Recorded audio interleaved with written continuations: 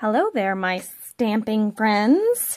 Welcome in to day 8. We're on day 8 of the Fall for Holiday Countdown. I'm Jen Pitta with By the Shore Stamping, and I've been counting down some inspirational projects for you using new product from the brand new holiday catalog from Stampin Up, which was released on September 1st. And because my name, or my company name, is By the Shore Stamping, I, of course, had to have this little cutie called Beachy Little Christmas. So that's what I'm going to play with today. I love this little frog. Oh my gosh. I love this little crab. I didn't use him today, but he's going to be making an appearance soon. I wanted to use some non-traditional colors since this is kind of a non-traditional stamp set for Christmas. So I'm using the new Powder Pink, one of the ink colors from this year.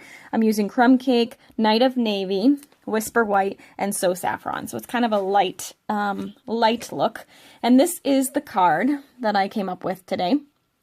And this, again, is not one that you can mass produce, but if you check out the blog post, which I'll link in the description of this video below, I do share kind of the basic sketch. So before I started stamping, I just kind of showed the layering, which you can kind of see here, and I'll put the measurements on there because I think the actual sketch for this card would be great for mass producing. It's very easy, simple layers, so there's not a lot of like little itty bitty pieces and things. So I think this one would be good for a sketch start, but I will work on trying to find you a card in the next couple of days that would be a great spot for mass producing. But like I said, I think you can use the sketch of this one to design something. The only reason why this one isn't great for mass producing is because of the coloring here. I love to color personally, but if you're not a big colorer, this would take a little bit of time. But of course, you could just replace this image with something else that's maybe a solid tree that you wouldn't have to color. Then you wouldn't need to do all of that extra steps, and therefore it would be a much faster and quicker card because the rest of it's pretty quick and easy. So I'm going to start by folding my powder pink card base in half. So it's 8.5 by 5.5 is the measurement on that. I'm going to fold that in half. And I'm starting with this crumb cake piece because I'm using the Whisper White pigment ink. And this does not dry instantly, so I want to start with this so that I can set this aside and give it a minute to dry. So I used the two of the 3 shells. I used the long one and the little scallop shell, which I believe that's a conch shell, but we don't really have those here, so I'm not even 100% sure. So I'm going to go ahead and start with the scallop shell here. And I'm just going to randomly put these down. And I do like to twist my stamp around every once in a while so that they're not all in the exact same position.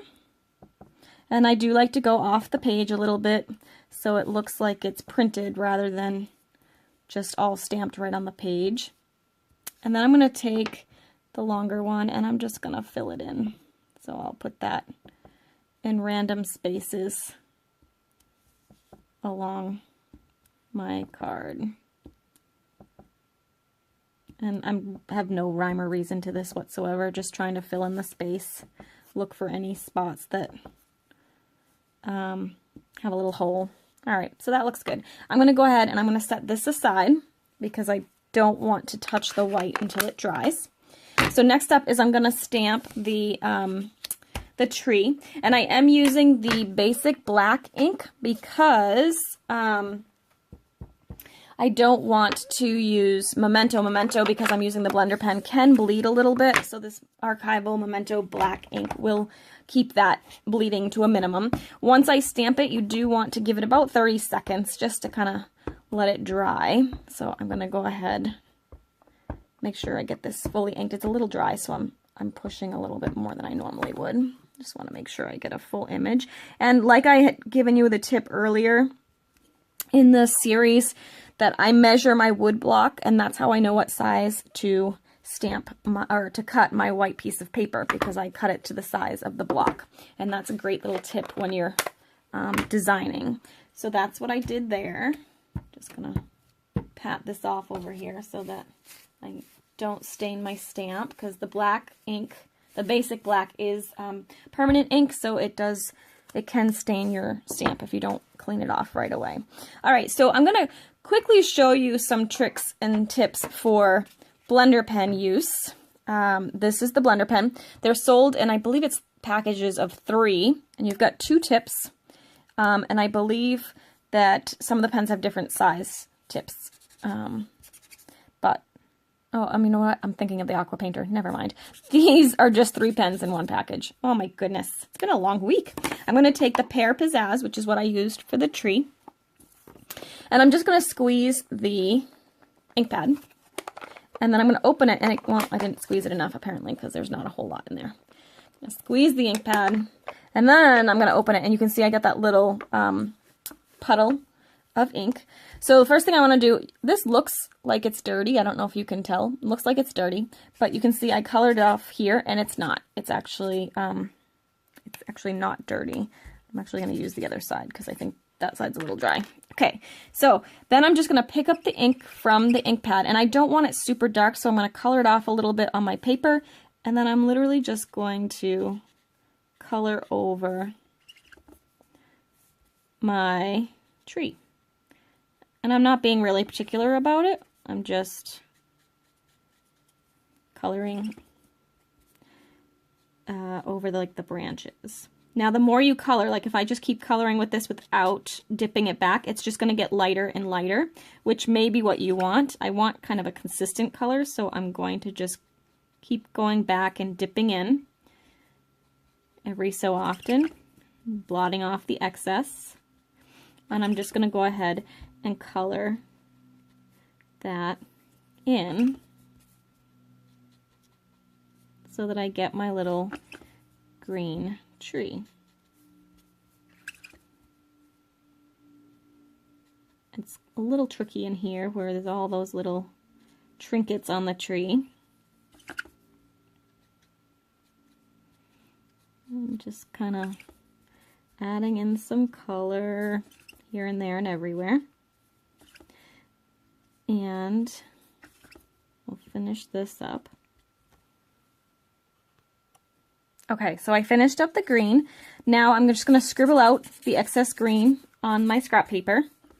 And I'm going to switch colors. And I'm going to do the blue next, only because I wanted to show you a little bit of a trick here. So you can see. So with the original, I wanted these much lighter than the actual cardstock, so I just picked up the color, and then I pretty much scribbled out most of the color before I even went to my paper, so I got that really light blue look. So again, I'm going right here, scribbling out most of it till it's almost light, and then I'm going to go in and I'm going to go ahead and finish coloring. Same thing with, where's the other one? Here it is. This one. Now, I also colored, because I didn't really have another color to use, I also colored the little conch shells that way. Whoops. And I'm just going to, again, I'm going to color out most of the color. I want them kind of light, even lighter than the other one, I think. So there's only 2 of them, so I'm just going to scribble until I get that light color I'm looking for, and then I'll go in and color those. Remember, it's always easier to go back and add color rather than having to try and take color away if you color too much.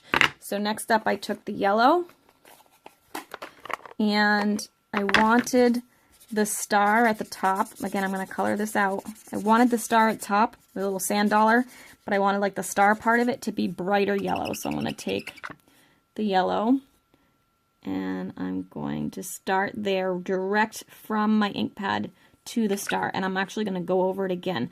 The only thing you want to be careful with, though, with these blender pens is you don't want to go over the same spot over and over again, because it will start to pill. So what I mean, it will start, the paper itself will start to kind of pick up and look like, have little balls of paper on it, so it doesn't look pretty. All right, so now I'm just going to go ahead and do these really light as well. Oh, and I forgot to do the bucket when I had the blue out. I knew there was something else I needed to do, but I'll do that in a second. So you can kind of see I'm just going through and coloring these and then scribbling out. So let me finish that up and then I'll join back in. Hang on one second. Okay, so I'm just going to go ahead and finish up this little brown. Oops, and I noticed I forgot my little pink dots too at the bottom. So let me just fix that. And then we're all set for the coloring so I can show you the rest of the card. Okay, so little pink dots down here. My coloring is not the best on this one. Okay, then I'm just going to clean off this blender pen and I'm all set with that. And put the cover on. Okay, so I did take the Crumb Cake ink again. This is kind of a staple move for me. I love this look. So I took the sponge, the stamping sponges. These come in 3 large sponges that I cut into 6s. So I cut them down to 6 little wedges and use these for sponging. Alright, so there's that. Now, because I had that kind of distressed look going on, now my shells are dry, so I can go ahead and touch this. And I'm just going to take my scissors, and I'm actually going to distress the edge of the cardstock. You want to make sure you do this over the table or over the trash because it does make a little bit of a mess. So you'll end up wearing all of these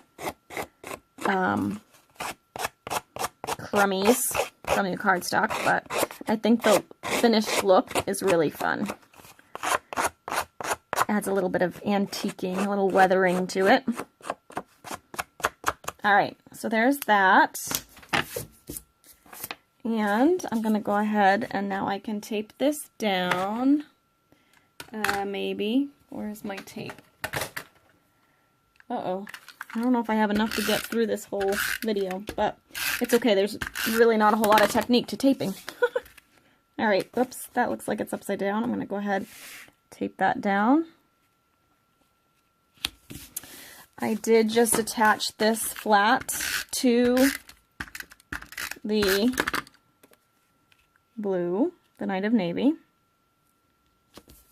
Okay, and I'll put the measurements for these layers in the description of the video. I'm using some leftover paper pumpkin dimensionals here, so I'm just going to put these on the back of here. These are a little bit harder to get off the back, but they still work great. They're a little bit thicker than the Stampin' Up! Regular ones, but... And I'm just going to put this right in the middle. I did add a little bit of a rhinestone to the stars, so I'll just add that, like that. Then all I have left is to stamp my greeting. So I'm going to take the basic black again. And the Who Needs Snowflakes when you have seashells? Yes, yes, yes. Oh gosh. That is so me. Alright, so I'm going to go ahead and hopefully get this lined up. We'll see how straight my aligning is on my stamp, which was pretty good. So I'm going to go ahead, clean that off and put it back. And then I did take my scissors and I just did a little snip in the end. And then did corner to center, corner to center. And then because half of this is on the edge of this and half is not, I'm going to put a little bit of tape along the top edge, but then I'm going to use dimensionals on the bottom. And I'm running out of those dimensionals, so I'll use the little mini ones all along the bottom here.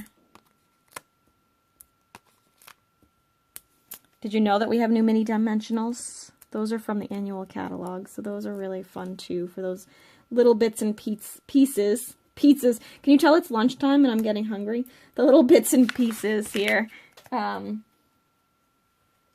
It's great for that. Alright, so then I'm just going to attach this here, and I left it flush up against the edge, and then just along the bottom.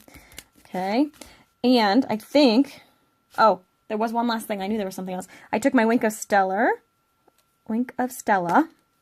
and I just glittered the little yellows. So I'm just adding a little bit of glitz, because I think every Christmas tree needs a little glitz. And we'll add some to the star too.